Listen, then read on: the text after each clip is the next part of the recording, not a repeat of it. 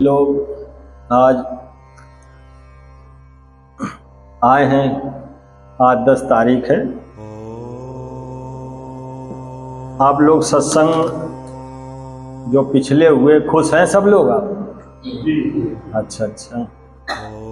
आपको अध्यात्म जो भी बातें बताई जाती हैं वो सब आती जाती हैं, हृदय में बैठ रहे हैं कि नहीं बैठ रहे? अच्छा, चलो ठीक है। और हमारा ये कहना है कि आजकल का जो भी मनुष्य है वो अध्यात्म से दूर भाग रहा है। क्यों भाग रहा है? वो अध्यात्म से इसलिए भाग रहा है, उसके पास समय नहीं।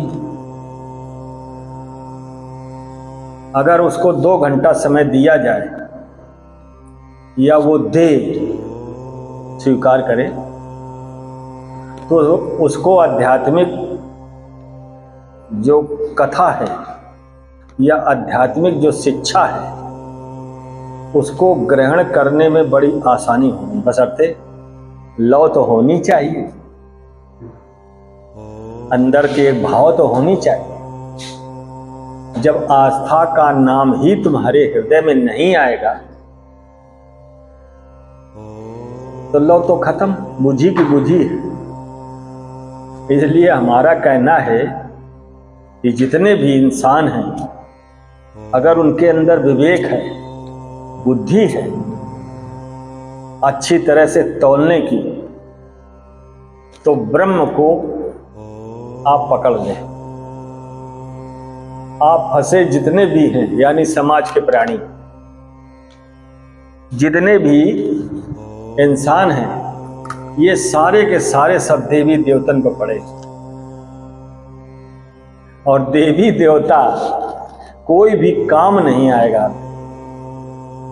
ये हमें मालूम है। आपके काम में या आपकी परेशानी में कोई काम देवी देवता नहीं कर सकता। क्यों? क्योंकि आप देवी देवता का नाम तो जरूर लेते हैं, लेकिन आपके अंदर की आत्मा सुखमय नहीं हो पाती। कहे क्यों नहीं हो पाती? उसका मुख्य कारण ये है कि आपके अंदर जो आस्था है वो गले के ऊपर है, आप हृदय से नहीं हैं। आप उस भगवत प्रेम जो हृदय होता है वो अलग ही दर्शाता या लखता है या दिखाई देता है। कौन कितनी प्रीत जमाए है अपने प्रभु पर। यहाँ केवल गले से मोहब्बत जिस प्रकार से इंसान इंसान में हो रही है, चाहे वो भले भाई हो, भले रिश्तेदार हो, भले कोई भी मित्र व्यवहारी हो, बिरादरी हो, गले से मोहब्बत पूरे संसार में चल रही है, गले के नीचे नहीं है। और उसी का कारण आप फल भोग रहे हैं। सर्व समाज, हिंदू मुस्लिम सिख ईसाई सबकी मैं बात कर रहा, क्योंकि आप 2 रंग के हैं। एक रंग अंदर है वो अलग है, और एक बाहर है। दोनों रंग का मेल एक नहीं है। अगर एक होता तो ये नैना आंखें ये हंसने लगती। आप इन आंखों से, आप अपनी बुद्धि से चौकन्ना से रहते हैं, डर भरा रहता है। ये पूरा जो शरीर डर है। गीता क्या बोली या परमेश्वर क्या बोला? निडर होके रहो। क्यों? क्योंकि हम बैठे, उसका अंश ये बैठा है। ईश्वर बोल रहा है, हम नहीं कह रहे, हम आपको केवल बता रहे हैं। सभी लोगों की मैं बात कर। इसलिए सभी इंसान पहले तो एक विचार, एक मत, एक भाव, स्थिरता होनी चाहिए। अगर आप स्थिर होंगे तभी तो युधिष्ठिर बनेंगे। आप स्थिर है नहीं, कब आएगी स्थिरता? और सांस टूटने में देरी भी नहीं, कब टूट जाए। इसलिए हमारा हाथ जोड़ के प्रार्थना है कि जितने भी लोग सत्संग में आते हैं वो लोगों को बताएं कि भगवत रास्ता क्या है। जो यहाँ सुनते हैं लोगों को बताएं, ज्यादा अच्छा होगा। क्यों? राक्षसी तत्व जो हृदय में बैठा है वो देवत्व हो जाए, इंसानियत में आ जाए, मानवता में आ जाए, एक दूसरे के प्रेम की राह में आ जाए, ज्यादा अच्छा होगा। अन्यथा आप तो परेशान हैं ही, दूसरा भी परेशान हो, भले गले के ऊपर से हंस रहा हो, लेकिन मुझे मालूम है अच्छी तरह से कि हर इंसान इस संसार का, मैं पूरे जगत की मैं बात कर रहा हूं, पूरे संसार का मानव डरा हुआ है और वो निश्चित नहीं है, अनिश्चित में जी रहा है। कहां पर क्या हो जाए, कहां पर क्या बीते, और भगवान को भी पूछता रहता है। गणेश जी का पूजन करेगा, रोज करेगा, लड्डू खवाएगा, और गणेश को पूजन करने के बाद में धीरे से फिर थोड़े दिनों में दुर्गा जी को पूजने लगे, कहेगा आदि शक्ति हैं, चलो बुलावा आया है, माता ने बुलाया है। कहीं किसी ने नहीं बुलाया है। जिस मां से तुम पैदा हो वही मां जगदम्बा है, वही सारी ख्वाहिशें तुम्हारी पूरी करेगी। सब लोग सुन रहे? सबको सुनाई दे रहा है? अच्छा, वही पूरा करेगी। और तुम्हारा जो पिता है ना, वही गणेश है। गण धन ईश, गण कौन? गण हम सब लोग हैं। हम सब लोग के ईश कौन है? पिता होता है। इसलिए जब गण धन ईश को मिला दोगे, यानी व्याकरण में जब जाओगे तो गणेश हो जाता है। तो गण धन ईश बराबर गणेश। तो गणेश कौन है?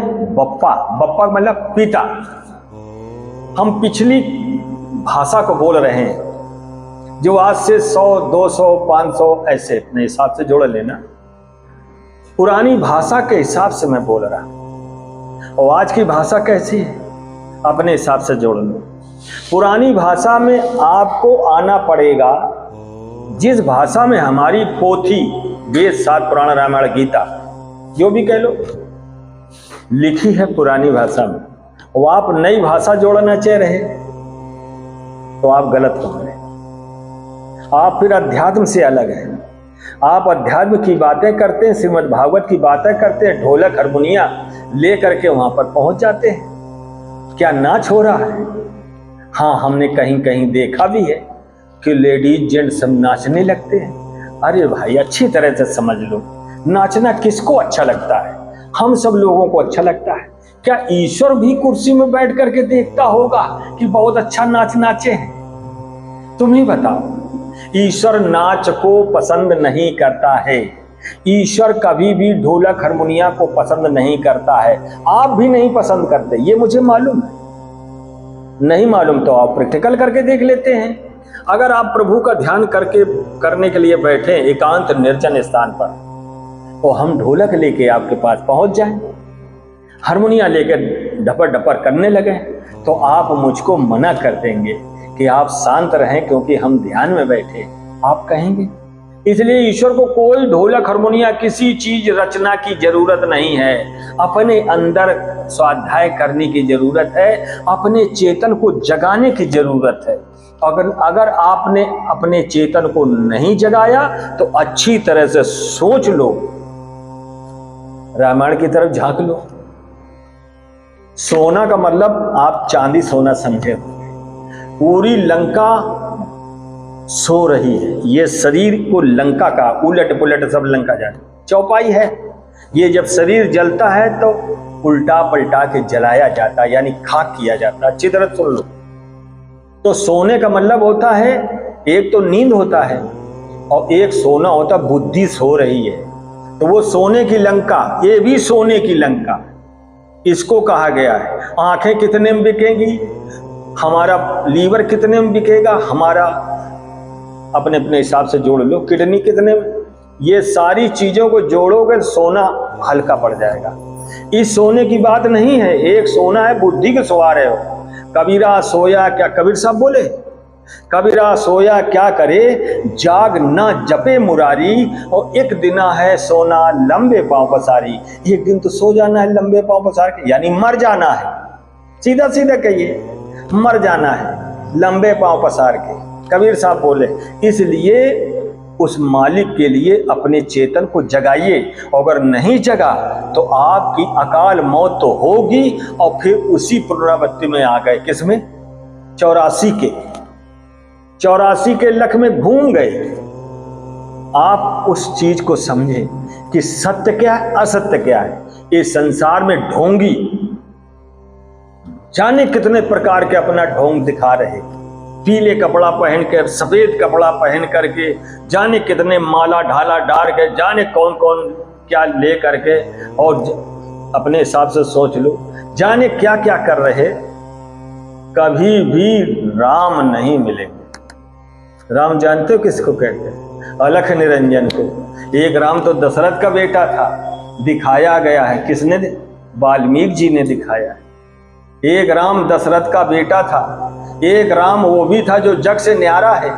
लेकिन मैं उस जग से न्यारा जौन है, जो घट घट में बैठा, कण कण में बैठा, यानी समस्त संसार में व्याप्त है, उसको मानिए तो ज्यादा अच्छा होगा।